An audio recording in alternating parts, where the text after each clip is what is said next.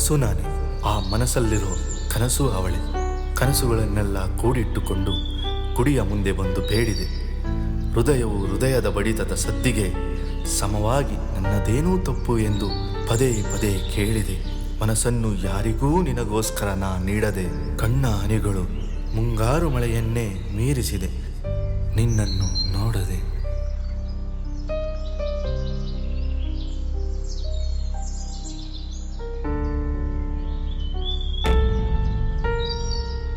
ಪುಣ್ಯಾತ್ಮ ನೀನು.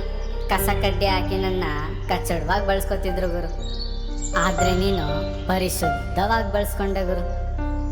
ಯಾರು ನೀನು? ಎತ್ತವಳು ಇಟ್ಟ ಅದೇ ಹೆಸರಿಗೆ ನೀನೇ ಮರುನಾಮಕರಣ ಮಾಡಬೇಕೆಂದು ನಿಷ್ಕಲ್ಮಶವಾದ ಮನಸ್ಸು ಕೇಳುತ್ತಿದೆ. ಏನೂ ಅರ್ಥ ಆಗ್ಲಿಲ್ಲ, ಇನ್ನೊಂದ್ಸಲ ಹೇಳ. ಎತ್ತವಳು ಇಟ್ಟ ಅದೇ ಹೆಸರಿಗೆ ನೀನೇ ಮರುನಾಮಕರಣ ಮಾಡಬೇಕೆಂದು ನಿಷ್ಕಲ್ಮಶವಾದ ಮನಸ್ಸು ಕೇಳುತ್ತಿದೆ. ಯಾರು ನಿನ್ ಮನ್ಸು? ಏನ್ ಕತೆ ನಿಂದು? ಹೇಳು ಕೇಳೋಣ.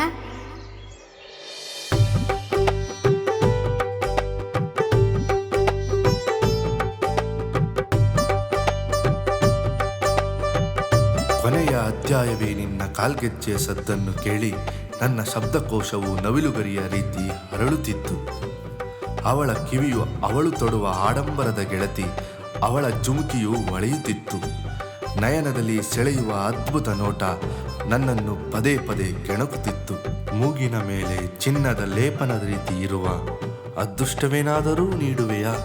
ಅಪ್ಪಿಕೊಂಡು ಕೂತಿರುವೆ ನನ್ನ ಜೀವ ಇರುವವರೆಗೂ. ನನ್ನ ಎದೆಯ ಬಾಗಿಲು ಅವಳ ತುಟಿಗಳು ನುಡಿಯುವ ಮಾತಿಗೆ ಕಾಯುತ್ತಿದೆ.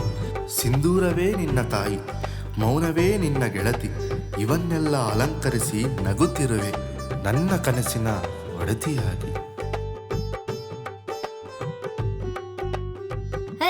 ಸಾಕು ನಿಲ್ಸು ನಿನ್ ಕತೆ.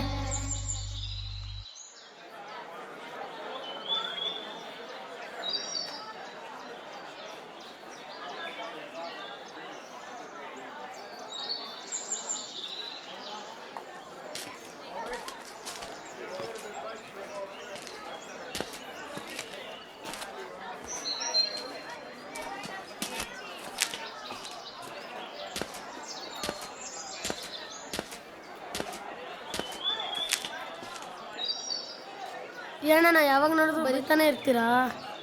ಟೈಮ್ ಆಯ್ತು, ಹೋಗಿ ಅಣ್ಣ.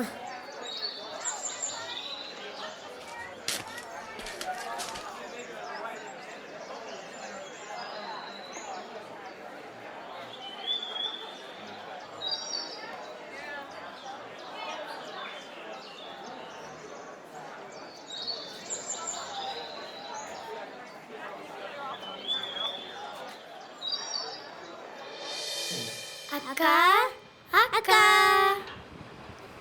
ಹೇ ಪುಟ್ಟಿ,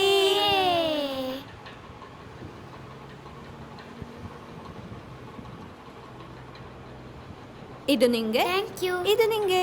ಏನದು? ರಾಕೆಟ್. ಎಲ್ಲಿ ಕೊಡು.